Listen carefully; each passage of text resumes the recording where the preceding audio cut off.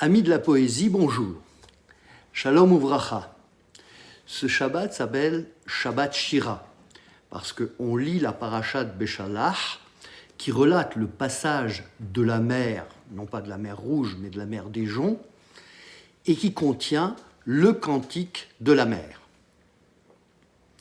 L'importance de la poésie est souvent ignorée, à l'exemple de notre grand Maïmonide, qui considérait la poésie comme quelque chose de futile. Néanmoins, la Gemara, dans Sanhédrin, nous dit que le roi Ézéchias, aurait dû être le Mashiach. Et il ne l'a pas été uniquement parce qu'il n'a pas dit de Shira, qu'il n'a pas composé de cantique.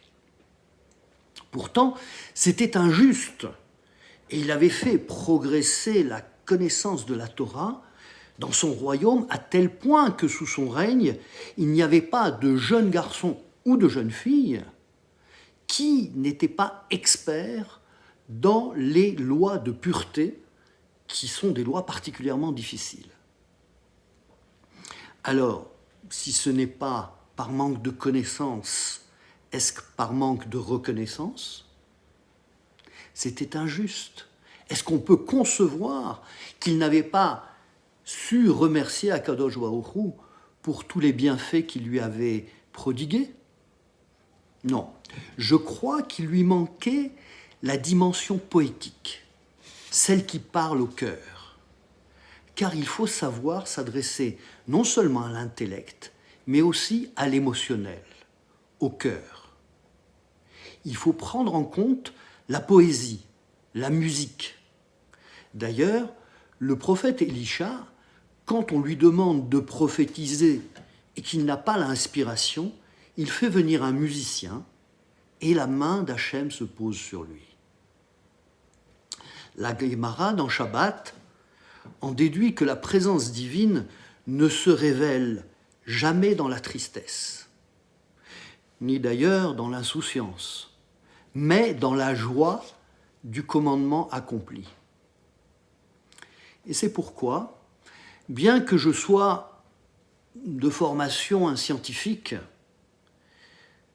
et dans ma formation juive un halachiste, je vais tenter de faire une analyse littéraire de la Shira. C'est un texte poétique assez difficile à comprendre. Il y a des tournures littéraires, des assonances, et le sens général est assez difficile à dégager. Déjà au niveau du temps, de la temporalité, le texte commence au futur. Az Yashir Moshe, alors Moshe chantera. Puis il passe au passé en disant Sous Verochevo Rama Bayam, cheval et cavalier, il a lancé dans la mer. Et puis après, on passe au présent. Ze Eli ve'anveu, voici mon Dieu. Hachem ish milchama, Hachem est un guerrier. C'est assez difficile. Il y a aussi des répétitions et des contradictions. Tu as soufflé, l'océan les a recouverts.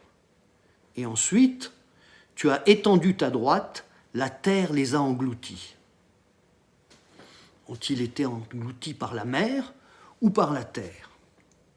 En fait, quand on regarde la totalité de la Shira, on découvre une structure en chiasme, en miroir. Il y a deux parties symétriques. L'une parle de l'Égypte et du passage de la mer, et la deuxième parle de Canaan et de l'entrée sur la terre. On nous dit « stupéfier tous les habitants de Canaan ». Chaque partie comporte les trois mêmes thèmes. La glorification d'Hachem, la description des événements, comme l'engloutissement, et également la description des pensées des ennemis.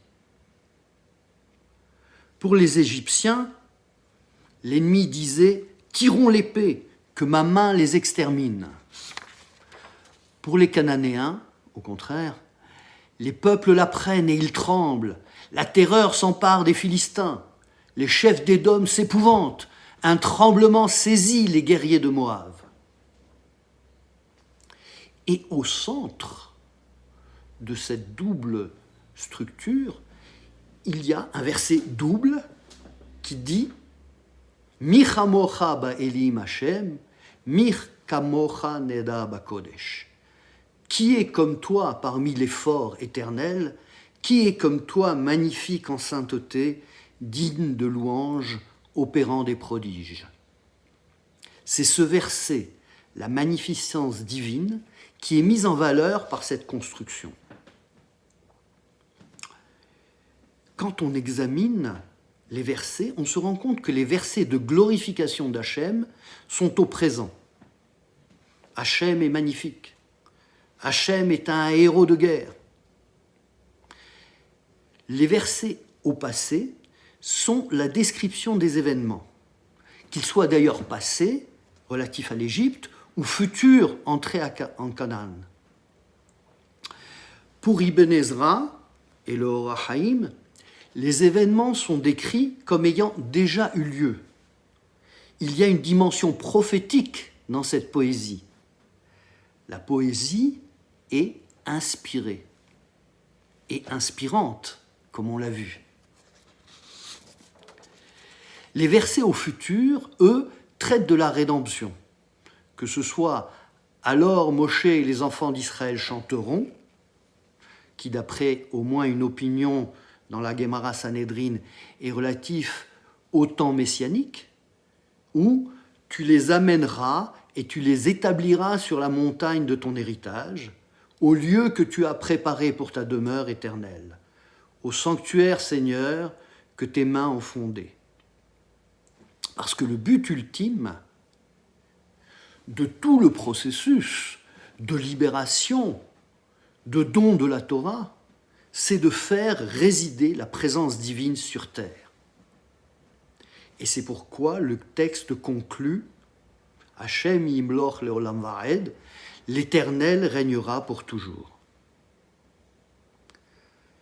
La structure du texte correspond à celle des événements. Il y a descente dans la mer et remonter vers la terre, en mettant en exergue au centre la puissance divine et en l'englobant dans un processus de rédemption qui rendra la présence divine manifeste sur terre.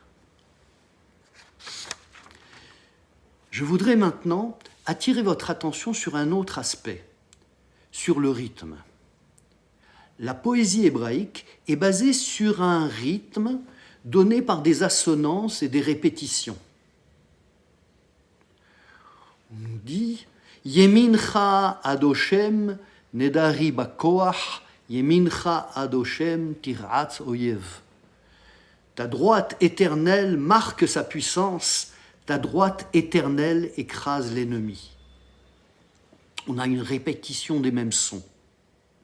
Ou bien, Markevot paro vechelo yara bayam, ou mifhar shalishav tube'u beyamsouf. Les chars de Pharaon et son armée, il les a précipités dans la mer. L'élite de ses combattants se sont noyés dans la mer des joncs. Il y a là une répétition au niveau du sens. On se serait donc attendu que ces vers soient disposés en vis-à-vis. Or, ce n'est pas du tout comme ça que c'est écrit. Je vais vous montrer sur mon Tikkun Korim comment c'est présenté dans le Sefer Torah. C'est écrit sous la forme que les sages appellent Ariyah al-Gabe Levena, Levena al-Gabe Ariyah. C'est-à-dire un espace au-dessus d'une brique et une brique au-dessus d'un espace. La Gemara, dans Megillah 16b, traite de la façon dont sont écrits les noms des 10 fils d'Aman. Et ils sont écrits, eux, en 2 colonnes,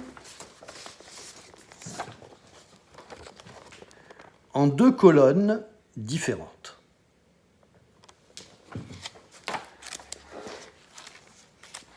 La Gemara nous dit, toutes les poésies de la Torah sont écrites avec un espace au-dessus d'une brique, sauf les fils de Haman et les rois de Canaan. Pourquoi? La Gemara nous dit pour qu'ils ne se relèvent pas de leur chute. C'est pourquoi on les écrit de façon instable, en 2 colonnes. Une fois qu'ils sont tombés, ils ne peuvent plus se relever.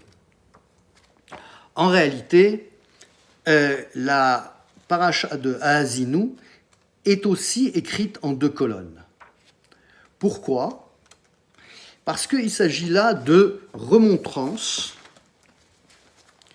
que fait Moshe au Béné Israël, et donc on ne veut pas que ces remontrances soient éternelles. Alors que la Shira, qui exprime la gloire d'Hachem et l'annonce de la rédemption, doit être construite comme un mur solide. Binyan adéad, comme on dit dans la bénédiction du mariage. Finalement, à l'écriture, on a une structure solide, alors qu'à la lecture, on entend la fluidité du rythme. On retrouve le contraste que j'évoquais la semaine dernière entre l'écriture et l'oralité, entre la Torah écrite, qui doit être immuable et ses principes solides, et la Torah orale, qui est fluide et musicale. J'ai à peine effleuré la richesse de la Shira, qui, sous sa forme poétique, nous apporte des trésors d'enseignement. Sous sa forme à la fois éternelle et qui appelle l'interprétation, elle proclame la grandeur, la magnificence d'Hachem et la promesse d'une rédemption future à l'image de la libération de l'asservissement de l'Égypte. Qui mekedem yar'enu niflaot, qui nous surprennent par le renouvellement de sa Torah et de ses prodiges.